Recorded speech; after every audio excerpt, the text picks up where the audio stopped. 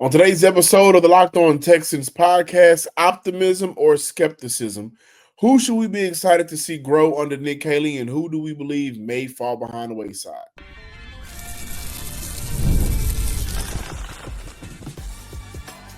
You are Locked On Texans, your daily podcast on the Houston Texans. Part of the Locked On Podcast Network, your team every day. Battle Red Nation, let's kick off this week the right way.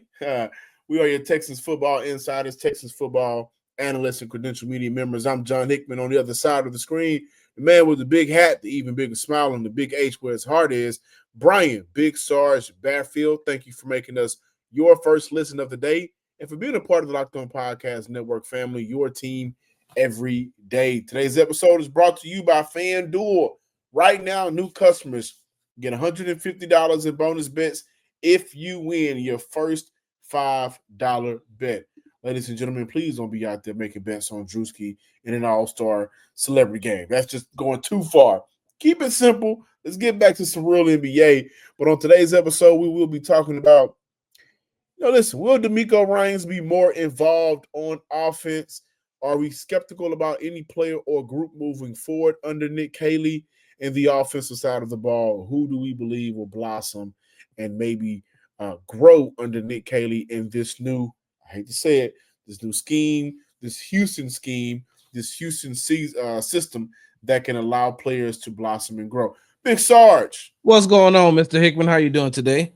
I'm doing great, man. It's good to see you. It's been a couple of days. Before we dive into the first conversation, a friend of ours, Kim Davis, had an opportunity to ask DeMeco Ryans a great question. Let's play it. DeMeco, can you talk about what were you looking for? I know you talked to a lot of people, but when you started, what did you say, this is what this person needs to be able to do? I went in with an open mindset, Kim, and I learned a lot from a lot of sharp coaches. I learned a lot just seeing how guys put things together, how guys adjusted and adapted to what they were from their schemes, what they're able to do. So I went in with an open mind, but also went in with the idea of the right person who can lead us, right, in the right direction, get everybody going in the same direction, can help our quarterback the most, help us with where we had our issues, of course, with our protection. We know we can clean that up.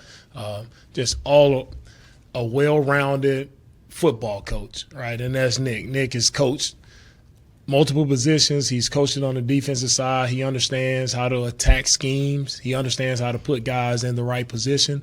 I understand how to adjust it to make sure it's favored to our players and making sure they're able to accentuate their strengths. And that's what it was about for me. Big Sarge, when you hear that, I mean, some people may hear a reason to be excited. Some people may hear a reason to wonder why they didn't get a guy in the building earlier to do that. But the optimism moving forward for some groups or players that have really struggled in Houston over the last couple of seasons, who are you really looking forward to blossoming under Nick Caley in this offensive system moving forward? John, I think that the one group that will blossom will be the tight end group, and that's because of Nick Caley and his specialty of coaching the tight ends and some of the tight ends that he's had under his leaders and his guidance, and leadership in the past in New England and with the Rams. And so I look at it and I'm hoping that to get the best out of, and I know this is going to sound, this is going to sound like a repeated, like a broken record, John, that has a scratch in it. But I'm looking to see what he can get out of a Dalton Schultz. But I also, and I'm going to say this because I want people to hear this and hear this early. I want him to be able to recognize early on if Dalton Schultz is going to be an asset or a liability. Yes. Because if he's going to be a liability, I want him to cut the ties with Dalton Schultz and go with Kay Stover and Brevin Jordan. And I want him to continue to move in that direction. John, looked like you was about to say something when I said about Dalton Schultz being an asset or a liability. No, I think that's the best way to put it. And he's a part of my players that I'm skeptical about, so I'll reserve my thoughts there. But I would 100% agree with you. I think the tight end group should be the first group that everybody should look at and say, man, we needed more from them last year. Hopefully moving forward, optimistic about getting more from them this year. Yeah, and John, I look at it as this year, if you can keep Brevin Jordan healthy, if you can keep Cade Stover healthy, along with the knowledge that Nick Caley has gained in the offensive system under Sean McVay, and even some of that offensive system that he learned in New England of how to be able to use Gronk. Because I don't think that a lot of people give Gronk the credit of being a hybrid type of tight end that he was, and the way that he was able to be used on the line and off the line. And what I mean is, they could move him out a little bit to stand him up instead of his hand being in the dirt all the time. And John, you know that better than anybody watching the majority of his games, being able to stand him up and move him out. And people think that I'm crazy when I say this. And I'm saying to myself, how do I see this and y'all don't see this? That's exactly what Cade Stover is. If you go back and you look at the things that he did in Ohio State, and not even playing the tight end position for a very long time, John. That young man has played a lot of positions on the football field, on the defensive side of the ball and the offensive side of the ball. But what he was able to do, and the familiarity that he has with the CJ Stroud, that type of continuity and getting them on the same page will help them out a whole lot. I remember asking him, hey, there has been a lot of great wide receivers that have come through Ohio State during your time when you were playing. What did you pick up and what did you learn from them about being a wide receiver? And he was just saying that, they taught me, he said, I know that I was a tight end, but they taught me different types of things and different types of ways of running routes and catching the ball. So that's who that offensive group is what I'm expecting to blossom. And when like I said, Cade Stover, but Brevin Jordan as well, but you've got to make sure that you know what you're doing with Dalton Schultz. Absolutely. And one thing that I like about both Brevin Jordan and Cade Stover, very skeptical about with Dalton Schultz, is just those guys at the very least show the effort and willingness on the field. So that's a great thing. And I think that's something that Nick Caley is absolutely looking forward to. A lot of my optimism still builds off around both the tight end group or any other group on the offensive side of the ball. Is just how they're going to invest in them. I think the obvious choice is offensive line, right? Like they should be able to, at the very least, salvage some of the guys that at the end of this year, we thought to ourselves, hey, they need to be replaced immediately. Everybody but Shaq Mason, I just think his time is up and it's time for the retire, right? So, yeah. But I'm really excited and optimistic about the wide receiver group, and it's more so about how they will invest into that group and not necessarily about the guys that are already in the room. And let me give you guys some players. Jordan Whittington for the LA Rams, 6th-round pick. Demarcus Robinson started his career with Kansas City but played some good snaps for the LA Rams last year, 4th-round pick. Puka Nacua, 5th-round pick. Cooper Kupp, 3rd-round pick. Julian Edelman, let's go back to New England, 7th-round pick. Danny Amendola, Chris Hogan, late-round picks. Malcolm Mitchell, 7th-round pick. Jacoby Myers, who got a bag for the Raiders, undrafted. So you look at where he's coming from. Both backgrounds, both teams with a background of getting the most out of the wide receiver units. And that's what I'm super excited about, because the talk of the town right now is, what does Houston do with the 25th overall pick? Do they go get Emeka Buke out of Ohio State? If Luther Burden is there, do they draft him? Do they go look to invest in the offensive line? Is it D-line? Do they trade back to get more picks? What I am confident in right now is the fact that Nick Caley's background for both teams has shown that they're able to coach guys up no matter what round and no matter their background. So I'm excited for the Houston Texans in that area, because at the very least, we should see the floor of that unit raise. And that's just why I think I look at it, Xavier Hutchinson, and I look at it, John Mechie, Sarge, and I say to myself, you guys are on a clock. Yeah. He's not married to you. There's no reason to why he should be married to you moving forward. John Mechie showed a flash here and there, and at times the offense didn't go to him consistently. But he has some drops, crucial drops to keep drives alive. Xavier Hutchinson, no real reason why this team should stick with you. At the very least, I believe that, okay, Nick Caley, Jordan Whittington, 14 yards per catch last year for the Rams. Puka Nacua, we know what he's been able to do. He can coach up. He's been around guys that can coach up late round picks and make them be a part of a reason why this offense can move successfully. So I'm excited for that. Nope, John, I'm sorry. I got to disagree with you. And the people in the YouTube comments, they disagree with me when I say this all the time. But I'm going to tell you, I'm going to say it like this. I don't think that they should move off from John Mitchell or Xavier Hutchinson. I think that Can we they bring should. that conversation back? We sure can. Because let's make sure you get that full. And I don't want to argue against it. I'm really eager to hear why, but I want to make sure you get the full time. So let's bring that back, and then let's dive into why we should be skeptical about a player or a group moving forward. When the game tips off, the NBA action is just getting started. Unlike the Wemby and CP3 debacle the other night, right? Outside of that, there's no better place to get in on the action than with FanDuel, America's #1 sportsbook. With FanDuel, you can place live bets through the game. So even if you miss the opening tip-off or want to bet on fourth quarter comebacks, you can stay in on the action. And if you're looking to get a bigger payout, you can even combine your live bets into a same-game parlay. Right now, new customers over on FanDuel can get $150 in bonus bets if you win your first $5 bet. Just visit FanDuel.com to join today. FanDuel app is super easy to use. It's easy to navigate. And when you win, you get paid instantly. So again, check out FanDuel.com or join the app. That's FanDuel.com to win $150 if your first $5 bet wins. Make every moment more with FanDuel, the official sports betting partner of the NBA.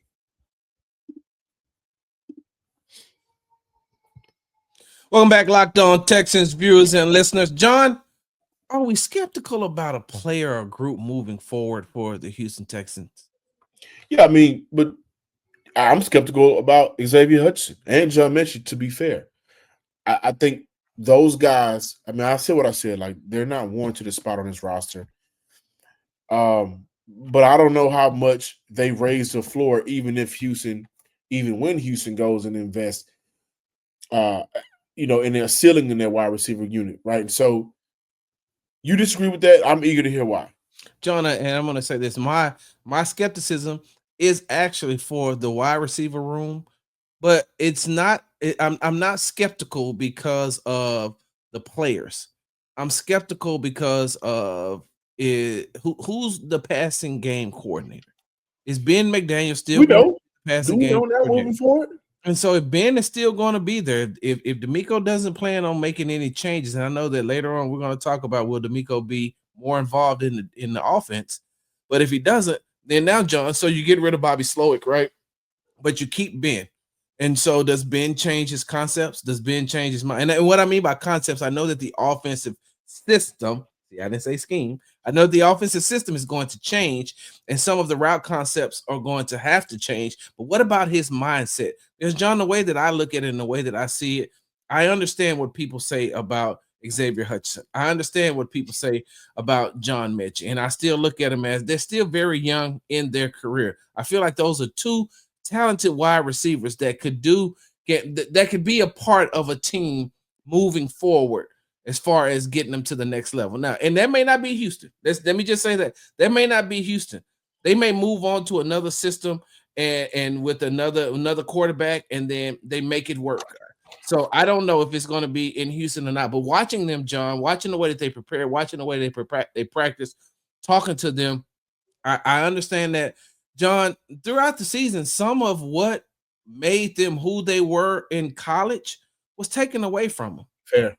We look at it and we say, we talk about this all the time. Is when you got Bobby saying, trust the play, and then you got your positions coach who controls the amount of snaps that you get saying, run the route, trust the route, don't break the route off. John, there's numerous occasions, many of times that I could go back and I could show you in games where if Xavier Hutchinson would have broke off the route, which with a competent wide receiver normally knows, hey, look, I can see, let me get in this spot, and the quarterback should be able to give me the ball there. I can show you plays with John Mitchell. And John, we know, listen, one of the most sure-handed wide receivers to ever play this game, not just this season, I'm talking about to ever play the game, is DeAndre Hopkins. And we watched him drop a wide open pass in the Super Bowl. Players drop passes, John.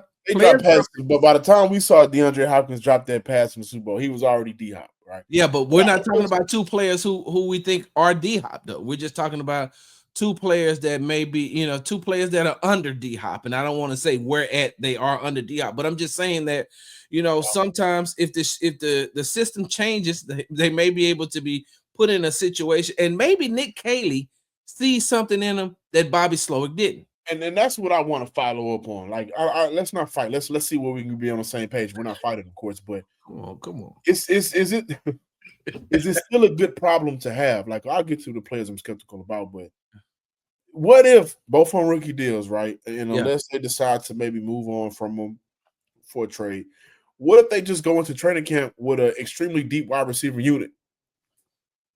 Like, and they did that this past year. Yeah. The Yankee Twins was competing for snaps in preseason during training camp.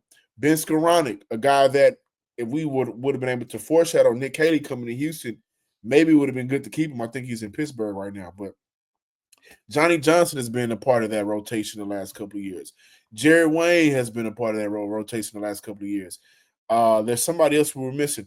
Like, the Texans had about 11 receivers. And wait, John, hold on, John. And let me say this, right? Let me just say this real quickly, because a lot of people like to discount some of the names that you throw in there. What I need you all to do is go and listen to Derek Stingley Jr. talk about going up against the practice players, and listen how he talks about Jared Wayne. Xavier Johnson, I think, was a part of that unit for the Houston Texans. And so the one thing that I want to see differently this year is to get a lot of those guys reps with CJ Stroud. Yeah. I don't think we should see a lot of those reps go to a quote unquote Tim Boyle type of wide receiver. I mean, quarterback 3, quarterback 4. So it's still a good problem to have, because at the very least, Nick could have probably looked and said, okay, well, I'm watching film here, I'm looking at here. Man, you know what? I do like John Mechie's release here, and if we can teach him a way to maybe find and sit in zones more consistently, he could be a weapon for us. I like Xavier Hutchinson outside and some of the things. He just didn't get the ball, but he could be a weapon for us. He may be able to say and look at everything and say, hey, we didn't like what you did. But if you can go into August 11 deep and John Mechie and Xavier Hutchinson is on that roster at the time, competing with some of the guys maybe Houston brought in free agent-wise or draft-wise, then that is still a good problem to have. And that's a good reason to have some optimism. I know a lot of guys are ready to move on from them. I know a lot of Texan fans, are ready to move on from them. But we'll get to August and we'll see if things have changed or not now. Skepticism, it's all Dalton Schultz. It's all Dalton Schultz, and I'll tell you why. Because I don't know how much the type of players Nick Caley looks to build his offense. Tough, unselfish, dependable guys that love to compete and love football. We'll start there and obviously extend to the specific skill sets or of different positions, But we want guys that love the game, that love to compete, and are good teammates. And Sarge, you've known and watched Dalton Schultz for a very long time now. I'm not going to question whether or not he loves the game. I will never necessarily do that. But tough and unselfish and dependable guys. I don't know. I'm not calling him not. This isn't me saying Dalton Schultz in street clothes or anything like that. I am not talking about the man or the person. I'm talking about the player. Based on some of the efforts we saw from Dalton Schultz last year, that doesn't give me tough, unselfish, dependable guys, right? And if I was talking to my homegirl to break it down, it's not given. It's not given the tough and unselfish. And so I'm very skeptical about – you got to break it down for the women. I'm very skeptical about Dalton Schultz moving forward because for Nick, okay, who's out there that I like? He's a tight end coach. Yeah. Who's out there that I like, that I know I can mold into the tight end I saw from Gronk? It could be Cade Stover. Yeah. Cade is very raw, extremely raw. Brevin Jordan, in year 3, like, we would have got a better version of the tight end unit if Brevin would have been able to play. But Cade is so raw that it's unfair to say for a guy 4 years ago that was playing linebacker, and I could be off for a couple of years, to be the savior of that room. It could be a combination of those guys. But I'm very big on the unit should mirror the leader. And I don't know how much I want that unit to mirror Dalton Schultz. So, John, let me say this. And like I said in the first segment about Nick Caley is going to be able to tell very quickly if Dalton Schultz is going to be an asset or a liability. And by the way, he has the talent to be an asset. Let's not get that mistake. He has the talent to be one. Will he be one? And that's why I worded it the way that I did, and didn't just say that, hey, get rid of Dalton Schultz. I don't want him around. He's a liability. No, he's going to be able to figure out if he's an asset or a liability, John, because we look at the Bobby Slowick led system. We're also looking at Jake Moreland, if I'm not mistaken. That's the tight ends coach. So now some of the stuff that Dalton may have been able to get away with Jake as far as practicing, preparing, things like that. And I'm not saying that Dalton wasn't a hard worker. I'm not saying that. But now, like, your offensive coordinator is also a positions coach. So he knows exactly what you're supposed to be doing. And so I'm not, no knock against Jake Moreland, but maybe Jake Moreland has not looked for the same things that a Nick Caley does. Nick Caley knows if Dalton Schultz is coming off the line half-buttoned, excuse me. He knows if he comes off and he's not giving his full effort of doing what he's supposed to do. He can go back and look at the film and say, Dalton, what are you doing right here?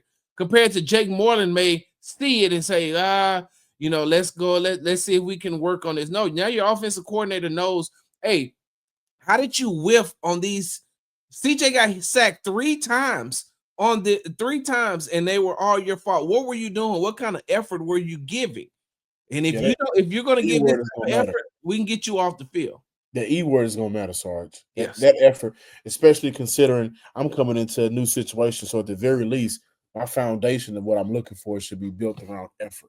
John, Nick Caley has no loyalty or commitment to nobody. Yeah.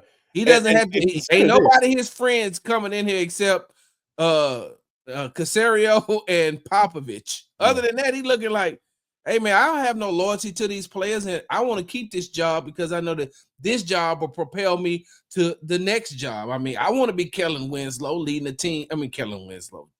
Kellen Moore leading the team, and then getting the opportunity to be able to be a head coach from the offensive coordinator position. So he knows he'll cut it. I feel like Nick Caley, especially John, and you know this more than anybody, coming from that Patriots way, be like, hey, if they're not getting the job done, cut them. Yeah, and especially somebody that was around Gronkowski. Yes. So, like, if you're going to be a top-paid guy, I need for you to give top-paid effort. Will DeMeco be more involved on the offensive side of the ball, right? And I think that's a very important conversation we should not gloss over. So we'll dive into that when we come back. Welcome back in, Locked On Texans listeners and viewers. Sarge, we did not mention one group or player, either optimism or skepticism, and that is Dameon Pierce. You can go. I'll wait. Because we want me to go? DeMeco, you got it. You got it. And I will say this. I think a change of schemery, not scenery, but a change of schemery will help Dameon Pierce. I don't want Dameon Pierce to do a lot of thinking when he's out there. I just want him to run and go. And if Ramondre Stevenson can do it, Dameon Pierce can do it. How many snaps do you think that Dameon Pierce should receive as a backup running back? Good question. So this past year, I think Joe Mixon had 245. Mm-hmm. Do I want to see Joe Mixon have 245 carries next year? No, I don't. And that's with missing 3 games. So he will probably be around 270. I would say, to be fair, between a wide receiver running back group of 3, Dameon should be able to get at least 60. Okay. 17 games divided by 60. That's about almost. He should be able to get 60 to 80 carries in the season. So per game, we're looking at, you thinking that he should get at least 7 to 10 carries a game? 7 to 10?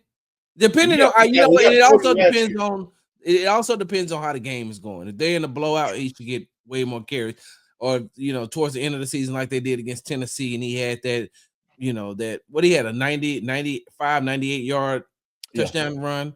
When you're playing in those type of games, we'll look at it, that average itself out. But I'm talking about in the earlier part and the middle part of the season where they're competing to, jockeying for, winning the division and trying to get themselves positioned for playoffs. I look at it as, I think that Dameon Pierce, I think he should average anywhere from probably 7 to 10 to 11 carries a game to spell Joe Mixon. And I'm talking about that's in a competitive game, but he should be able to come in there and get that.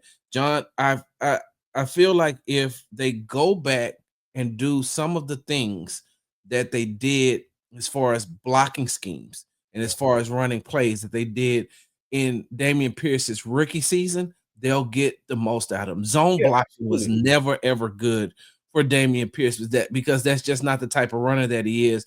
And you could try to make him that type of runner, but he is a powerful hit the hole, hit. You say run in the 2-hole, I'm going to run in the 2-hole. Whatever in there, I'm going to try to clear it out, and I'm going to try to make sure that I get up the field and do what I need to do. But I think that if they go back to that type of scheme, if they go to that type of run scheme, because in his introductory press conference, Nick Caley said one of the things we're going to do is run the ball. And so I think that Dameon Pierce, he should get a fair amount of touches in this system. He absolutely should. He got 40 last year. His rookie he was year, hurt too, though.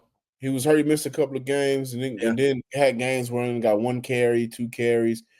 At New England, 8 carries, 76 yards for a TD, 9.5 yards per carry. To close out the year against Tennessee, 19 carries, 176. And especially in that game, we saw a lot of just hit the hole and go. Yes. I think for Dameon, man, again, I'm going to put it like this. For somebody that has seen Ramondre Stevenson play football, if Ramondre can do it, Dameon can do it. I feel that same way. I feel like I said, the type of runner. And you know what it gives, John? It will give the Texans that 1-2 punch, because Joe Mixon is great as far as zone blocking is concerned, and you may be able to keep a little bit of that in there because that he's good at cutting back, but he's also a powerful type runner that wants to just hit the hole and go as well. And the Texans benefit from having 2 physical runners that don't mind contact. Yeah. No, they'll keep a lot of that in, man. And that's what I like about Nick Caley in his background. I mean, he's going to do whatever works game by game, drive by drive, series by series. Now, I will say this. I wouldn't be opposed to Nick Caley. This is a very deep running back class. The talent in this class and some of the players that can come in, like a Devin Neal from Kansas, Caleb Johnson, who I really think is really the best running back in his draft class, a Taj Brooks from Texas Tech. Some of those guys may be much more appealing to that room and to Nick Caley, and he may feel like, hey, what I want to do, I see more of it from him coming out of college, so it'll be an easier transition than Dameon Pierce working back a couple of bad years of bad habits. Now, with that being said, DeMeco Ryans, how involved should he be on offense? Sarge, this is something that I want to give over to you, but what I will say is for DeMeco Ryans, he's been here the last couple of years. He knows his guys. Hasn't been a lot of turnover, so at the very least, he should say, hey, Nick, this guy does this well in this situation. We didn't get an opportunity last year because Bobby Slowick and the passing game coordinator or the offensive coordinator altogether didn't maximize that player in that situation with that skill set. But if we can find more opportunities for this guy in this way, let's do it, because I've seen him be successful. So that's where I think DeMeco should be more involved in on the offensive side of the ball. And to take the next step as a head coach, be all-seeing, And I think that the one thing that I felt like they may have hampered or distorted, let me put it like that, may have distorted DeMeco's judgment towards the middle of the season and moving on towards the playoffs. I think that what distorted his judgment a lot was his loyalty to Bobby. I mean, they're friends. I mean, anytime you work with someone, John, then y'all both get promoted, or you have an opportunity to get promoted and you know that you can get your friend promoted as well. And I think that within the first 2 years of watching Bobby by the time that DeMeco realized that it wasn't going to work. It's too late. It was already too late, too deep into the season, because for just like we do on the outside looking in, we kept saying, hey man, look, Bobby is a first-time play caller. During his first year of calling plays, it was DeMeco's first year of being a head coach. And so they're both learning. They're both doing OJT, on the job. On the OTJ, on the job training at the same time. And they're learning. And so Bobby makes mistakes. DeMeco would be like, well, that's cool, because, we're both learning. So there's going to be mistakes. There's going to be mistakes because we're both doing this for the very first time. Going into the second year, I felt like DeMeco got to the point where he said, all right, Bobby, I'm going to let you do this, but I need to see, like, we're going to have to be on the same page doing this together. And it got to the point where they were doing it together. It just Bobby wasn't holding up his end of the bargain. And, DeMeco may have given him, a pass, because they did suffer a lot of injuries on the offensive side of the ball. So now he's saying, all right, look, we're going to see if you can make it work on the offensive side of the ball. And there was a point where DeMeco realized this just isn't going to work. And now you got to get into the mindset of, well, I'm going to have to fire my friend. I'm going to have to get rid of my friend. And so I use those first 2 years of saying that to look at it and say that DeMeco's going to be more involved in the offense this time around, because now, the first 2 years of DeMeco Ryans' tenure, even though they had the type of success that they had, he still had leeway to be able to maneuver, because, hey, you're still a brand new coach. The next 3 to 5 years, because he got 2 years under his belt. So from year 3 to year 5, if he's allowed, if he makes it that far, and I'm not saying that DeMeco isn't a great coach. I think that DeMeco is a very, very good coach in the NFL. I feel like DeMeco can have the tenure in Houston that Mike Tomlin has in Pittsburgh. I think that he could establish something here and be there for that long. But what he's going to have to do, John, the next 3 years, he's tied to the offensive side of the ball as well, because we give you a pass with Bobby Slowick. Now you've hired Nick Caley. This is your guy. You bring him in. Your job is also determined by what he does. Hey, look, you go out there and we put together a great offense, but if we still can't get the offensive side of the ball working and doing what it needs to do to take us to the AFC Championship game or take us to that Super Bowl, now we're going to have to come back, and now this falls directly back on you and your judgment, because you said, and I'm talking about DeMeco Ryans, you said when you were asked about hiring the offensive coordinator, and did CJ have any involvement, or did you talk to CJ? You said, I hired the OC. Yeah. I hired the OC. So when you say I hired the OC, then now that puts the onus of whatever Nick Caley does is on you, whether he's successful or he's unsuccessful. Wherever it is, you're tied to the offensive side of the ball now for sure. There's no more passes. Yeah.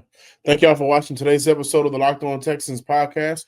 Please be sure to subscribe, like, and comment on YouTube and wherever you listen to your podcast. Big week for the Houston Texans. Big week for the Locked On Texans podcast. And follow me on Twitter at John_Hickman12. Make sure you follow me on the app formerly known as Twitter at Big Star Sports with a Z at the end. Until next time, ladies and gents, peace.